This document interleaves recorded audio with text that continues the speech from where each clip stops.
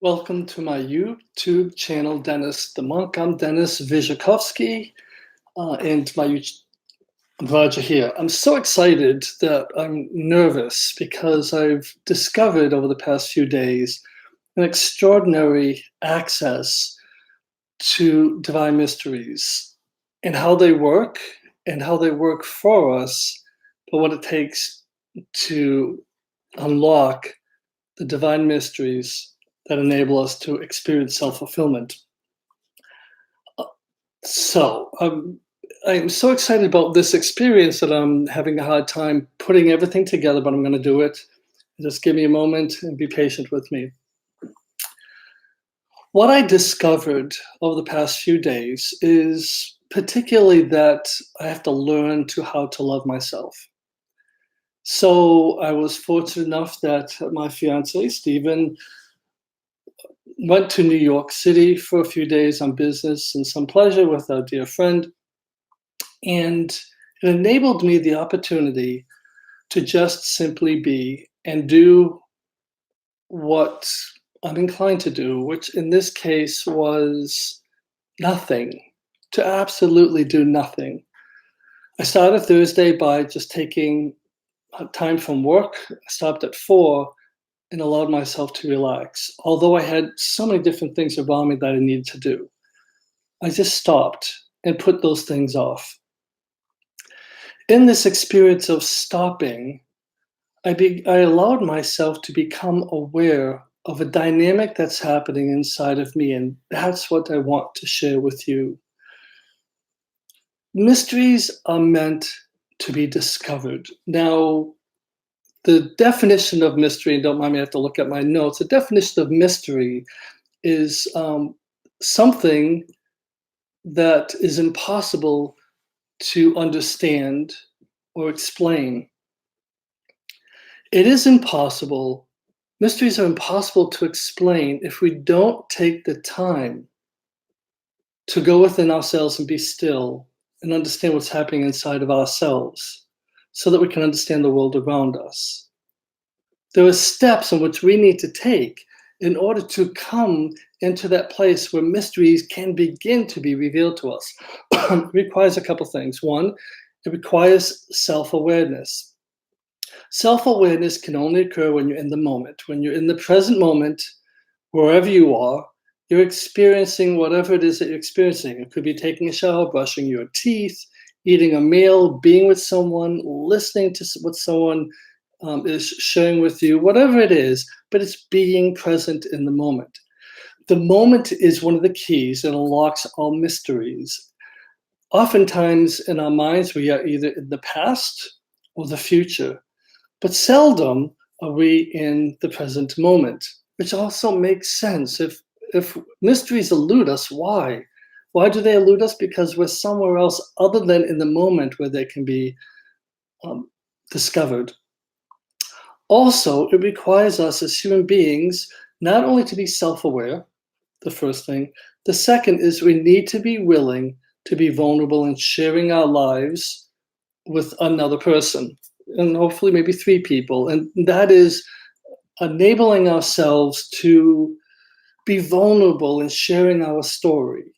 Sharing our story so much and over time that we no longer carry shame, guilt, fear, or remorse. Because all of those shame, guilt, fear, remorse, they cloud our ability to see truth. They cloud our ability to enter into our heart. Again, in previous episodes, I shared about the heart being the sentinel of the spiritual realm and the physical world. And the discerning or filtering element of the heart is objective truth and objective love. So we talked about that before. In order to experience the heart where all mysteries are revealed, we first have to be in the present moment. We need to be aware of our thoughts, and we need to be able to discipline our mind to stop the tapes that we replay over and over again of lies that others have said about us and lies that we've told ourselves about ourselves. Because the reality is every single one of us is a unique, amazing, individual, and we allow all that static to get in the way of us being who we are, being fearless to be who we are, learning about who we are and what is at the depth of our being and core, so that we can find ways to express that in this physical world. So, self-awareness is first. Understanding what's happening in your mind and the lies that we tell ourselves. Now, I'm speaking about myself, even though I'm saying we. It took me years to understand that I believed the lies other people said about me. Then I started to lie about myself to myself, and I started to believe those lies, and boy, is that confusing. We need to get out of that realm of confusion and settle down into a place of peace and calm, which only occurs when we are in the present moment. What takes us out of the present moment are the very elements of life and experience that create stress and tension and confusion. And also, as I shared in previous episodes, I struggle with PTSD, and I'm finding that being in the moment enables me to calm myself and enables me to move out of a panic attack that oftentimes is destructive and prevents me from seeing truth. So, again, the discipline of the mind. How are these mysteries revealed? The second key or door is disciplining this. And while this is happening, there's something that society avoids at all costs. There are dictates that tell us we don't want this. And what is it that we don't want? Pain.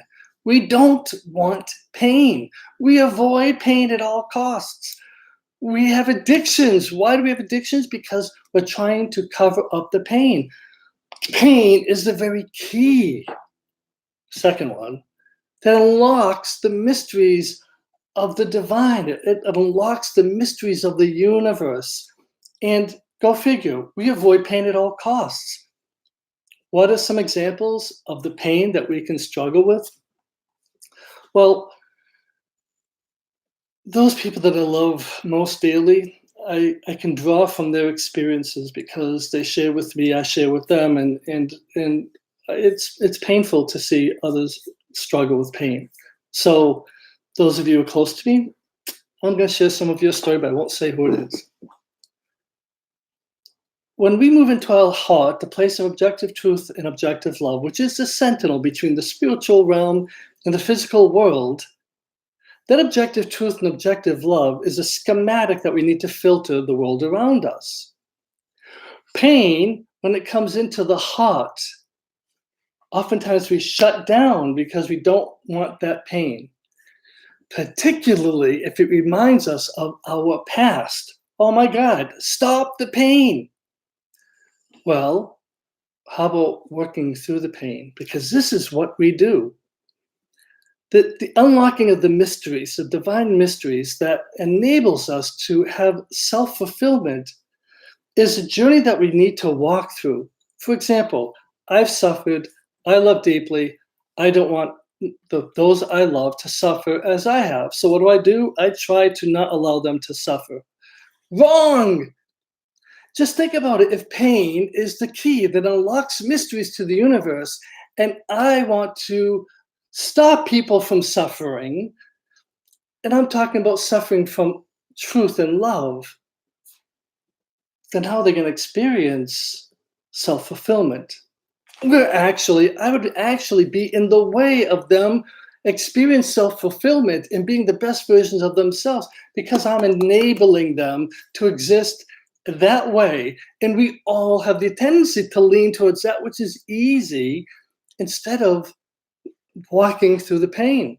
And so we want to prevent people from having pain. Stephen and I have, my fiance, Stephen and I have this extraordinary relationship.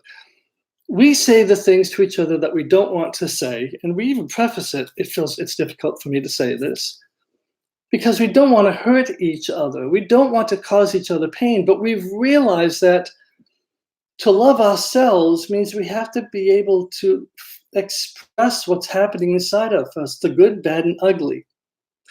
We also recognize that the other needs to have that same freedom to express to each other the good, bad, and the ugly, particularly if it's about the other person that we love, that we don't want to cause pain. The reality is that pain allows the other to understand. So in my case, if Stephen says something to me, it enables me to see myself in a way that I didn't before. It enables me to become, oh, wow, remember self-awareness, disciplining the mind, moving into the heart. I get to now filter with objective truth and objective love my own experience of someone's perception of me. Then in this case, I know it's coming from love. My ego's not in the way. My ego tells me I'm less than or greater than. Humility is the balance between the two in our mind that enables us to move into our heart. And so when I move into my heart and someone that loves, cherishes, and adores me, of which is mutual, and speaks their truth, if I don't listen, if I don't hear it, if I don't choose to embrace it, even though it may be painful, I lose an opportunity to experience the unlocking of a mystery for me to experience greater fulfillment in life. I've been blessed with love that enables me to walk through this. And that love first came from God until I met my fiance, Stephen, and it was a whole different world. It is love for self that has the same ability. Now, there's a difference between being selfish and having self-care. Those mysteries of the universe are here to be unlocked for us. The universe collaborates to make our dreams come true. If that's true, then the universe holds all these mysteries, and these mysteries are only revealed in collaboration, in friendship, in love with others. So we can't be alone. And we have a society that struggles with loneliness. And can you imagine if we have a society that struggles with loneliness, how are they going to have any sense of self-fulfillment? How can they have any experience of self-awareness? How can they be able to discipline the mind that says we're better than or less than? How can we come into a place of humility that balances the mind, that enables us to go into our heart? Loneliness is so painful, it can be crippling. And so guess what? It becomes a cycle. It becomes a cycle that we repeat over and over again. And when we don't truly love other people with objective love and objective truth, and we try to prevent them from experiencing pain, we're doing a couple things.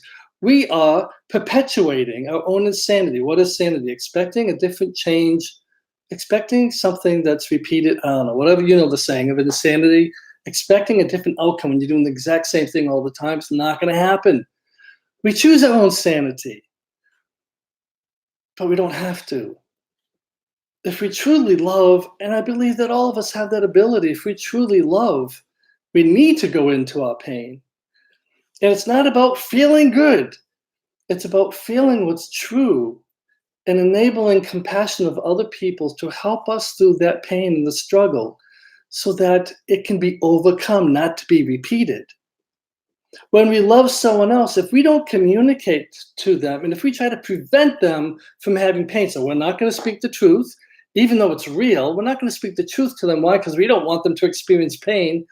We enable them to continue a cycle, a perpetual cycle of their own pain and not growing, remaining stagnant in their life, unable to live any fulfillment of life. And then what do? We worry about them? Well, whose fault is that? It's my fault when I worry about somebody else and I'm not willing to speak the truth to them. I'm enabling them to stay in their existence, and yet I'm afraid for them and I'm afraid for their future. Foolishness. I can't be afraid of Stephen's future, though I love him. If I'm afraid for his future, that means that I'm unwilling to be aware in the moment, self-aware. I'm not willing to discipline my mind so that I can become humble, being truthful with myself, others, and God. I'm not allowing myself to move into my heart, a place of objective truth and objective love. I'm not allowing myself to connect with another human being. Crazy. Unlocking the divine mysteries for self-fulfillment require me to embrace my pain. And I am responsible for my pain. Because if I'm not willing to walk into it and to embrace it, I'm going to have that pain for the rest of my life. And it's never going to change. It may get worse. Okay, so it changed not for the good, but for the worse. However, if I allow myself to be in the moment and walk into the pain, I will discover the revealing of mysteries that are meant for me to understand so that I can collaborate with the universal principles, with God, to make my dreams come true and feel a real full sense of fulfillment. Not chaos, not confusion, but true love.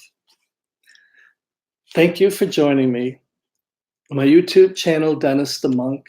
You can also follow me on Instagram, Dennis the Monk, and on Facebook, Dennis the Monk.